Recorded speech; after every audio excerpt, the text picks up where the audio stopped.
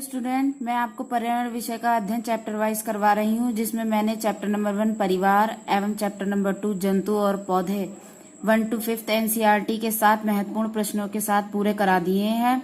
जिन्होंने मेरी वह वीडियो नहीं देखिएगा वह जरूर देखेगा, वह बहुत आवश्यक वीडियो है।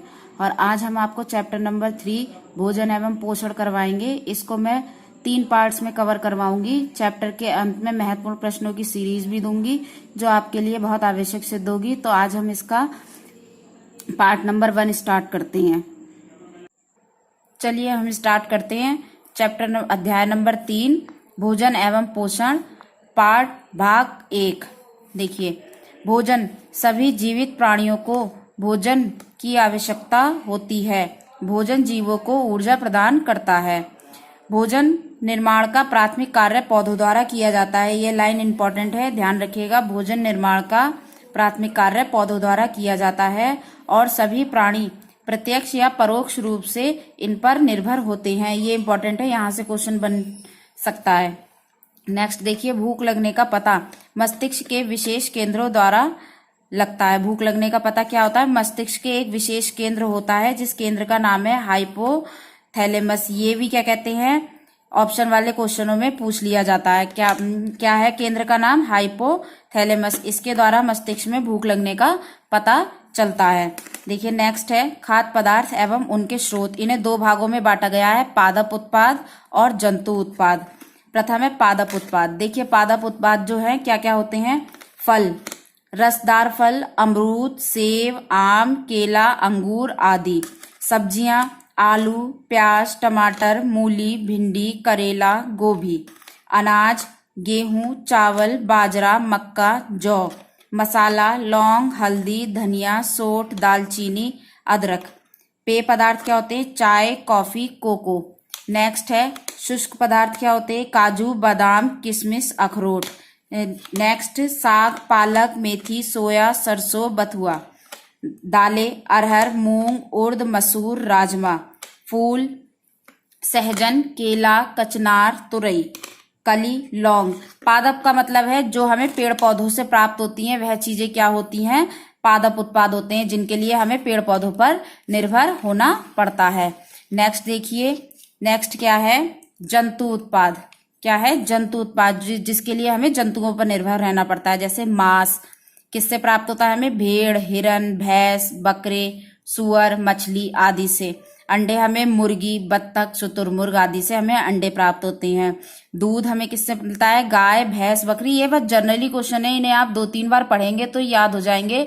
और ऑब्जेक्टिव क्वेश्चनों में यही चीजें पूछी जाती हैं। इसमें से 1 पॉइंट आपको हटा देंगे, 1 पॉइंट पादप का दे देंगे, 2 जंतुओं का दे देंगे, पूछ के इस तरह से आपको घुमा देते हैं। इसलिए इनको ध्यान से 2-3 बार पढ़ेंगे तो आपको यह अच्छे से याद हो जाएंगी।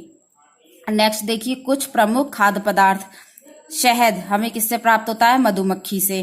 तेल, घी हमें पौधे और जंतुओं से प्राप्त होता है। चाय हमें पत्तियों से प्राप्त होती है। चीनी, चुकंदर, गन्ना के रस से प्राप्त होती है। कॉफी व दाल हमें पौधों के बीज से प्राप्त होती है। क्वेश्चन यहाँ पे बन सकता है, कॉफी और दाल हमें पौधे के किस भाग से प्राप्त होती है? तो बीज से। हमें कॉफी और दाल हमें किससे प्राप्त होती है? बीज से। साग किससे प्राप्त होता है? पौधे के तने से और पत्तियों से। या तो पौधे के तने और पत्तियों या पत्तियों से हमें साग प्राप्त होता है। अब देखिए पोषक तत्व को, जब हम भोजन ग्रहण करते हैं तो उसमें सभी पोषक तत्वों का होना बहुत आवश्यक होता है। अब देखिए पोषक तत्व क्या है? शरीर के विभिन्न कार्यों को नियंत्रित करते हैं, क्रियाओं का संगठन करते हैं। जो हमारी शारीरिक क्रियाएं होती हैं उनका संगठन करते हैं। टूट फूट की मरम्मत व वृद्धि करते हैं, उन्हें पोषक तत्व कहते हैं। 6 पोषक तत्व हैं, कौन कौन से? कार्बोहाइड्रेट, प्रोटीन, वसा, विटामिन, वृक्षांश, जल, खनिज लवण। यह भोजन के मुख्य अवयव होते हैं। कौन कौन से होते हैं? 6 पोषक तत्व। आपसे ये पूछा जा सकता है कि पोषक तत्व कितने होते हैं? तो 6 होते हैं। इनमें से या ये पूछा जाता है निम्नलिखित में से कौन सा पोषक तत्व नहीं है? तो 3 आपको या 4 आपको पोषक तत्व दे दिए, या समूह में पोषक तत्व दे दिए और अन्य कोई तीसरा ऑप्शन दे दिया। तो आपको ये जो है याद रखना पड़ेगा कि पोषक तत्व कौन कौन से हैं और इनके नाम क्या क्या हैं। तो आप देखिए इनका कार्य क्या क्या है। अब नेक्स्ट पॉइंट देखिए, बृहद पोषक तत्व आहार और ऊर्जा की आपूर्ति के साथ साथ शरीर के विकास एवं उसके विभिन्न क्रियाकलापों के लिए पोषक तत्व बनाते हैं। क्या होते हैं? बृहद पोषक तत्व। इन्हें भी देखिए वर्गीकरण, जो पोषक तत्व हैं इन्हें दो वर्गीकरण में किया है। पहला है बृहद पोषक तत्व, दूसरा है सूक्ष्म पोषक तत्व। तो क्या होता है, पहला देखिए बृहद पोषक तत्व आहार और ऊर्जा की आपूर्ति के साथ साथ शरीर के विकास एवं उसके विभिन्न क्रियाकलापों के लिए पोषक तत्व बनाते हैं।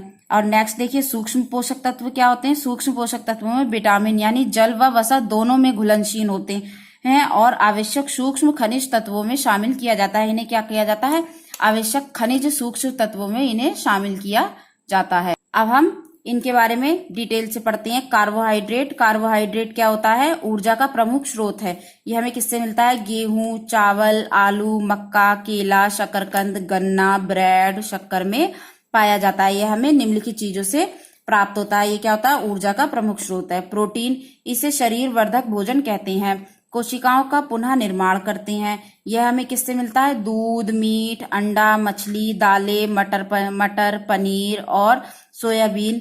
सोयाबीन जो है इसका प्रोटीन का सबसे अच्छा स्रोत है। प्रोटीन का सबसे अच्छा स्रोत क्या है, सोयाबीन। और बाकी निम्नलिखित चीजों से भी हमें प्रोटीन की प्राप्ति होती है। अब देखिए रुक्षांश क्या होते हैं। रुक्षांश ऐसे पदार्थ होते हैं जो कब्ज को रोकने हेतु भोजन में मिलाए जाते हैं। ये हमें कहीं से मिलते नहीं है, इन्हें हमें मिलाना पड़ता है पेट का पाचन के लिए, कब्ज को रोकने के लिए। जैसे क्या होता है, सलाद, अनाजों की वहा परत। जैसे अब हम अनाज खाते हैं तो उसके गेहूं के छिलके, चनों के छिलके, ये क्या होती है, वहा परत होती है उनकी। ताजे फल, सब्जियां, साबुत अनाज एवं दलिया, इनसे क्या होता है, रुक्षांश क्या होते हैं, ऐसे पदार्थ होते हैं जो कब्ज को रोकने के लिए हमारे भोजन में मिलाए जाते हैं। नेक्स्ट देखिए वसा, शरीर में कार्बोहाइड्रेट से भी अधिक ऊर्जा देने की क्षमता रखता है। वसा जो है कार्बोहाइड्रेट, अभी हमने ऊपर पढ़ा कार्बोहाइड्रेट क्या है, ऊर्जा का प्रमुख स्रोत है, लेकिन ये इससे भी ज्यादा अधिक ऊर्जा हमें क्या प्रदान करता है, वसा। क्या प्रदान करती है, वसा शरीर में कार्बोहाइड्रेट से भी अधिक ऊर्जा देने की क्षमता रखती है। इसी हमें किससे प्राप्त होता है, अखरोट, बादाम, मूंगफली, मछली, मीट, दूध, पनीर, मक्खन, घी, ये जो है हमें इन सब चीजों से प्राप्त होती है। अब देखिए विटामिन के बारे में। विटामिन, सभी जीवों में विटामिन की आवश्यकता होती है। यह रासायनिक रूप से कार्बनिक यौगिक होते हैं जो कि शरीर द्वारा स्वयं उत्पन्न नहीं किए जाते हैं। इन्हें भोजन के रूप में ग्रहण करना पड़ता है। देखिए जो विटामिन होते हैं ना, वो हमें क्या कहते हैं, कहीं से मिलते नहीं है, इन्हें हमें ग्रहण करना पड़ता है शरीर के अंदर। तो इसका पॉइंट देखिए, मानव शरीर में केवल विटामिन डी जो है सूर्य के प्रकाश से प्राप्त होता है, जो हमारे विभिन्न रोगों से रक्षा करता है। विटामिन डी ही एक ऐसा है जो हमें प्रकृति के द्वारा सूर्य से प्राप्त होता है और जो हमारी विभिन्न रोगों से रक्षा करता है। नेक्स्ट देखिए, विटामिन का वर्गीकरण दो भागों में किया गया है। पहला है जल में घुलनशील, दूसरा है वसा में घुलनशील। आइए हम आप इसको ट्रिक के माध्यम से आपको याद करवाने की कोशिश करते हैं। इसको आप ट्रिक को 2-3 बार पढ़ेंगे तो आपको यह याद हो जाएगी और यह ट्रिक आपने ज्यादातर देखी भी होगी। ऐसा होता है जब हमें ट्रिक याद होती है तो हम क्या कहते हैं, एग्जाम में अगर इससे रिलेटेड क्वेश्चन आते हैं और विटामिन से घुमा फिराकर जरूर एक ना एक क्वेश्चन पूछा जाता है, तो आपको ट्रिक के माध्यम से वह याद कराने की कोशिश करते हैं। देखिए ट्रिक है, रथ पर एक टॉफी मिली। क्या है, रथ पर एक टॉफी मिली। इसको आप बार बार देखेंगे, बार बार पढ़ेंगे तो आपको ये 2-3 बार में याद हो जाएगी। अब देखिए हम इसको कैसे रिलेट करते हैं। इसमें जो है, इस पर, रथ पर और एक टॉफी मिली को हम साइलेंट कर देते हैं। ये जो है हमारे एक ट्रिक बनाने के लिए हमने इन शब्दों का यूज किया है। अब आप देखें, केवल रथ एक टॉफी, क्या है, रथ एक टॉफी। अब देखिए कैसे होता है, विटामिन ए रेटिनाल, इस रे को हमने रथ के रे से रिलेट करा तो क्या हो गया, रेटिनाल। बी को हमने, बी का क्या नाम है, थायमिन, इसको हमने थे से रिलेट करा तो क्या हो गया, थायमिन। एक ए को हमने विटामिन सी के एस्कर्विक अम्ल को एक के ए से रिलेट करा तो क्या हो गया, एस्कर्विक अम्ल। विटामिन डी के हमने एक कै के हमने रिलेट करा तो क्या हो गया, कैल्सीफेरॉल। विटामिन ई का टोफी के टो से हमने इसे रिलेट करा तो हो गया टोकोफेरॉल। विटामिन के हमने रिलेट करा तो क्या हो गया, फिलिक्विनोम, क्या हो गया, फिलोक्विनोम। तो इसके जो रासायनिक नाम होते हैं वो हमें इसके ट्रिक के माध्यम से याद हो जाएंगे। देखिए ये भी बिल्कुल एकदम सीरीज के माध्यम से, रे ए, थे बी, ए का क्या हो गया, सी, कै का डी, टो का ई और फिर उसके बाद सीधे हमारा क्या आता है, ए का के, फी का के, तो ये क्या हो गया, A B C D E और के। तो हमने क्या करा, रे को रेटिनाल, थे को थाइमिन, ए को एस्कर्विक, कै को कैल्सीफेराल, टो को टोकोफेराल, फी को फिलिक्यूनम। ऐसे ये ट्रिक के माध्यम से ऐसा होता है, मान लीजिए हमको ट्रिक याद रह गई और हमें क्या कहते हैं, रासायनिक नाम एकदम से याद नहीं हुए कि किसका कौन सा था, तो हमें हमारा माइंड, जब हमें ये याद रहेगी ट्रिक, तो ये माइंड हमारा एकदम क्लिक कर जाएगा कि थे से थाइमिन था, तो इसका क्या होगा, थाइमिन ही होगा। और थाइमिन किसका है, एक, क्योंकि सीरीज से चल रहे हैं, तो थाइमिन किसका है, बी का है, तो यानी विटामिन बी का रासायनिक नाम क्या हो गया, थाइमिन। इस तरह से ट्रिक के माध्यम से हमारा माइंड जो है एकदम एग्जाम में क्लिक कर जाता है। अब आप देखिए, विटामिन ए की कमी से क्या है, रतौंधी रोग होता है, संक्रमण का खतरा रहता है। विटामिन बी की कमी से बेरी रोग होता है। विटामिन सी की कमी से स्कर्वी व मसूड़ों का फूलना होता रोग हो जाता है। विटामिन डी की कमी से क्या होता है, रिकेट्स रोग हो जाता है। विटामिन ई की कमी से नपुंसकता आ जाती है। विटामिन के की कमी से रक्त का थक्का ना बनना। अब देखिए, फिलिक्यूनोम को हम क्या कहते हैं, नेप्थोक्यूनोम भी कहते हैं। क्या कहते हैं, नेप्थोक्यूनोम भी कहते हैं। ठीक है, अगर आपको हमारा माइंड क्लिक कर जाएगा, हमें पता रहेगी, और नहीं तो फिलिक्यूनोम यहाँ पे है और फेथोक्यूनोम यहाँ पे है। इससे हमें क्या कहते हैं, इस नाम एकदम इसको याद करने में आसानी होगी। अब हम ट्रिक को 2-3 बार जब पढ़ेंगे तो हमें ये नाम बहुत आसानी से याद हो जाएंगे। और ये सभी विटामिन जो हैं, सभी विटामिन हमें दूध और दही, हरी सब्जियों में थोड़ी थोड़ी मात्रा में सारे विटामिन पाए जाते हैं। दूध और हरी सब्जियां जो है, इसका थोड़ा थोड़ा स्रोत, थोड़ा थोड़ा जो है सभी में पाया जाता है। तो इसको हमें, इसकी कमी की पूर्ति करने के लिए हमें दूध और हरी सब्जियां हमेशा लेनी चाहिए, जिससे हमारे सारे विटामिन शरीर में पहुंच सके। अब देखिए, वसा में घुलनशील, इसको भी मैंने एक बहुत ही ट्रिक के माध्यम से बताया आपको। देखिए, कीड़ा मतलब कीड़ा। अब देखिए, कोई भी कीड़ा है, ये हमने दो गिलास में पानी लिया, मैंने क्या देखा, एक कीड़ा जब मैंने यहाँ पे लिया तो हमने पानी में डाला, तो कीड़ा पानी में जो है वो वैसी का वैसी ही रहा, जैसा कीड़ा यहाँ पे है वो वैसी ही रहा, पानी में घुला नहीं। और हमने एक कीड़ा यहाँ पे डाला जो कि ये वसा से भरा पात्र है, तो जब हमने इसमें कीड़ा डाला तो देखिए ये सब गाढ़ा गाढ़ा हो गया, यानी यह इसमें घुल गया। तो कीड़ा जो होता है पानी में नहीं घुलता है, किस में नहीं घुलता है, पानी में, और वसा में वह आसानी से घुल जाता है। तो वसा में घुलनशील विटामिन कौन से हुए, कीड़ा से आप याद रखेंगे कि जब वसा में जो विटामिन घुलते हैं वो क्या होते हैं, कीड़े से याद रहेंगे कि कीड़ा घुल जाता है वसा में और पानी में नहीं घुलता है। अब देखिए, विटामिन के, विटामिन ई, विटामिन डी और विटामिन ए वसा में घुलनशील विटामिन हैं। अब देखिए, विटामिन बी की सब कैटेगरी देखिए, विटामिन बी की सब कैटेगरी को भी हमने जो है एक ट्रिक के माध्यम से बताया है। यह ट्रिक है हमारा थारा पासा। क्या है, थारा पासा। थारा मतलब राजस्थानी भाषा में तुम्हारा होता है, और पासा जिससे हम खेलते हैं। तो देखिए, थारा पासा, इसको हम अच्छे से याद कर लेंगे। थारा पासा, देखिए विटामिन B1 का रासायनिक नाम था से रिलेट करेंगे, थाइमिन।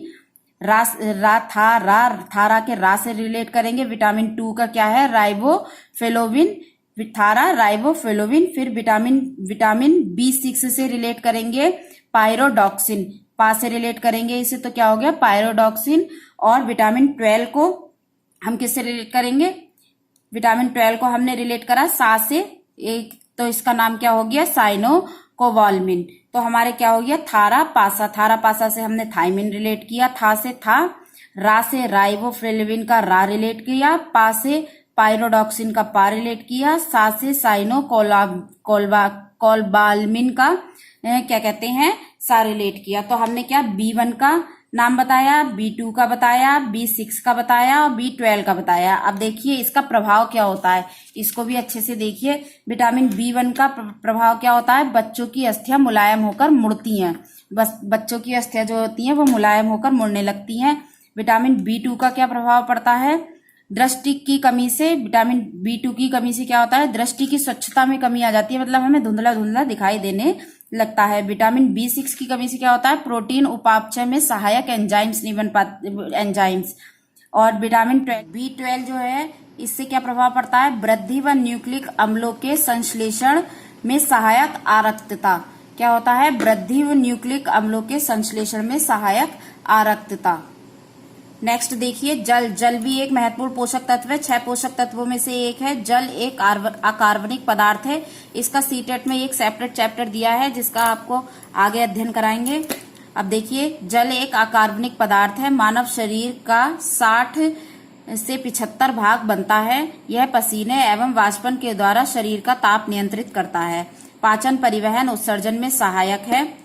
पॉइंट देखिए, जल व लवण की कमी से क्या होता है? निर्जलीकरण हो जाता है। क्या कमी से कौन सा रोग हो जाता है? निर्जलीकरण हो जाता है। नेक्स्ट देखिए, मुख्य स्रोत उपापचयी तरल भोजन एवं पीने का जल है। मुख्य स्रोत क्या है इसके? उपापचयी तरल भोजन एवं पीने का जल। नेक्स्ट देखिए, यह अपने आयामों में विघटित होकर रासायनिक क्रियाओं में भाग लेता है। अब नेक्स्ट अब देखिए खनिज लवण। खनिज लवण रोगों से हमारी रक्षा करते हैं। शरीर के ऊतकों का निर्माण में विशेष भूमिका निभाते हैं। हमें देखिए भोजन में जो है पोषक तत्वों में खनिज लवण भी विभिन्न विभिन्न मात्राओं में लेना होते हैं। अब देखिए ये यहाँ पे मैंने एक चार्ट के माध्यम से आपको बताया है। इस चार्ट को देखिएगा जिसमें मैंने खनिज बताए हैं, इनकी दैनिक मात्रा के विषय में बताया है, इससे ये कहाँ कहाँ से प्राप्त होते हैं इसके बारे में बताया है और इनके कार्य बताए हैं। देखिए पहला है सोडियम। सोडियम हमें कितना लेना चाहिए? दैनिक 2 से 5 ग्राम लेना चाहिए। यह हमें किससे मिल जाता है? साधारण नमक से, मांस, मछली, अंडे, दूध। साधारण नमक एक ऐसा स्रोत है जिसके बिना हम लोग रह ही नहीं सकते हैं। अब देखिए ये क्या करता है? कोशिका में वहा द्रव्य घनायन के रूप में होता है। इसका प्रकार्य क्या है? कोशिका का वहा द्रव्य घनायन के रूप में होता है। नेक्स्ट देखिए पोटेशियम। ये हमें 1 ग्राम मात्रा में लेना चाहिए। ये सभी खाद्य पदार्थों में उपलब्ध होता है। शरीर में विद्युत अपघटय संतुलन बनाए रखता है। इसका प्रकार्य क्या होता है? यह शरीर में विद्युत अपघटय संतुलन बनाए रखता है। नेक्स्ट है कैल्शियम। कैल्शियम भी हमें डेली क्या लेना चाहिए? 1 से 2 ग्राम लेना चाहिए। ये हमें किस में मिल जाता है? दूध, अंडे, चना, पनीर, साबुत अन्न व मछली में। इसका मेन प्रकार क्या था? हड्डियां व दांतों को ये दृढ़ता प्रदान करता है। देखिए हड्डी व दांतों के लिए कैल्शियम बहुत जरूरी होता है, जो हमें एक एज के अकॉर्डिंग लेते रहना चाहिए। तो ये क्या होता है? हमारी हड्डियों व दांतों में दृढ़ता प्रदान करता है। फास्फोरस देखिए 1.2 ग्राम मछली, पनीर, कलेंजी से। यह इसका कार्य क्या है? तरल पदार्थों का संकुचन बनाए रखता है। यह तरल पदार्थों का जो है संकुचन बनाए रखता है। नेक्स्ट है लौह। बालक में यह 25 मिलीग्राम होना चाहिए और बालिका में यह 35 मिलीग्राम होना चाहिए। अब देखिए ये किससे प्राप्त होता है? रोटी से, बाजरा से। बाजरा की रोटी खाओ, गेहूं की रोटी खाओ, सेब, केला, ठीक है। और स्त्रियों पालक, गुड़, अंडे की पीतक से यह हमें सबसे ज्यादा प्राप्त होता है। तो इसका कार्य क्या होता है? हीमोग्लोबिन बनाता है ऑक्सीजन के लिए। किसके लिए? ये हीमोग्लोबिन बनाने के लिए और ऑक्सीजन के लिए हमें इसकी आवश्यकता होती है। अब देखिए आयोडीन। आयोडीन भी हमें डेली क्या लेना चाहिए? 20 मिलीग्राम लेना चाहिए। यह हमें किससे मिलता है? मछली, नमक व सब्जियों से। इनमें क्या होता है? थायराइड से संबंधित कार्य करता है। आयोडीन क्या करता है? थायराइड से संबंधित कार्य करता है। अब देखिए मैग्नीशियम, जस्ता, तांबा, कोबाल्ट थोड़ी थोड़ी मात्रा में हमें लेने चाहिए। बहुत थोड़ी थोड़ी मात्रा में हमें यह तत्व भी हमारे भोजन में उपलब्ध होने चाहिए। इन सभी पोषक तत्वों से मिला जुला भोजन ही हमारा संतुलित आहार कहलाता है। अब देखिए प्रतिदिन औसत कैलोरी। अब हमें प्रतिदिन औसत कैलोरी इतना आयु वर्ग दिया है हमने और प्रति कैलोरी प्रतिदिन दी है। इतने वर्ग मतलब जिस वर्ग के बच्चे होते हैं या जिस वर्ग में भी, जिस आयु में भी व्यक्ति जीवन जीता है उसको इतनी कैलोरी की आवश्यकता होती है। देखिए 10 से 12 वर्ष के बच्चों को 2000 कैलोरी की आवश्यकता होती है। 12 से 14 वर्ष के बच्चों को व्यक्ति को 2200 कैलोरी यानी 2200 कैलोरी की आवश्यकता होती है। 14 से 16 वर्ष के 2600 कैलोरी की आवश्यकता होती है। 15 से 18 वर्ष आयु के लोगों को 3000 कैलोरी की आवश्यकता होती है। और एक वयस्क प्राणी जो होता है उसे 2500 से लेकर 4000 तक की कैलोरी रोज चाहिए होती है। और 66 से 75 के जो भी वृद्ध हमारे लोग होते हैं उन्हें क्या कहते हैं? कैलोरी इस उम्र में आके कम हो जाती है उनकी, तो उन्हें 2300 कैलोरी की आवश्यकता होती है डेली की। इसको आप जो है 2-3 बार जब आप पढ़ेंगे, बार बार पढ़ेंगे, नोट्स बनाएंगे, लिखेंगे, तो आपको ये क्या कहते हैं? आसानी से याद हो जाएंगी। जनरली चीजें हैं, आपको 2-3 बार पढ़ने पे ये आसानी से याद हो जाएंगी। अब देखिए भोजन पकाने के तरीके कैसे हैं? उबाल कर। चावल, दाल, आलू, मक्का, अंडा, शकरकंद ये क्या कहते हैं? हम उबाल कर खाते हैं। कच्चे हम टमाटर, मूली, गाजर, खीरा, चुकंदर इन्हें हम कच्चा खाते हैं। भूनकर चना, मूंगफली, भिंडी, नमक ये भी हम भूनकर खाते हैं। तलकर आलू, मिर्च, पापड़ और मीट हम तलकर खाते हैं। सेक कर रोटी, पापड़, ब्रेड, पिज्जा हम सेक कर खाते हैं। अब देखिए उपचार, ये जो हमारे क्या कहते हैं रोग होते रहते हैं जनरली, खांसी, जुकाम, बुखार, दर्द, तो इनके लिए भी हमारे घरेलू उपचार हैं जो हमें कभी भी नुकसान नहीं देते हैं, हमेशा हमें फायदा देते हैं। अब देखिए आम बुखार, जो आमतौर पे हल्का फुल्का बुखार हो जाता है, वह मेथी की चाय है उसका उपचार। घाव व खुली चोट के लिए हल्दी है। मोच हमारी किससे सही हो जाती है? हल्दी व चूने के लेप से मोच सही हो जाती है। पेट के दर्द का उपचार क्या है? हींग व अजवाइन। आंख में जलन हो तो खीरा, चाय पत्ती की पट्टी लगाने से आंख की जलन कम हो जाती है। दांत का दर्द, हींग का चूर्ण व लौंग का तेल लगाने से दांत का दर्द में आराम मिल जाता है। गला खराब हो तो क्या करना चाहिए? हमें अदरक का सेवन करना चाहिए। गले खराब में हमें क्या करना चाहिए? अदरक का सेवन करना चाहिए। और दांत दर्द में हमें हींग का चूर्ण व लौंग के तेल का सेवन करना चाहिए। इससे हमें हमारे रोग में आराम मिलता है। अपने चैप्टर 3 का हम पार्ट 1 यहीं पे समाप्त करते हैं। नेक्स्ट पार्ट में हम आपको पाचन तंत्र व भोजन के संरक्षण के विषय में पढ़ाएंगे। अगली वीडियो देखने के लिए हमारे चैनल को सब्सक्राइब करें। वीडियो पसंद आई हो तो वीडियो को लाइक करें।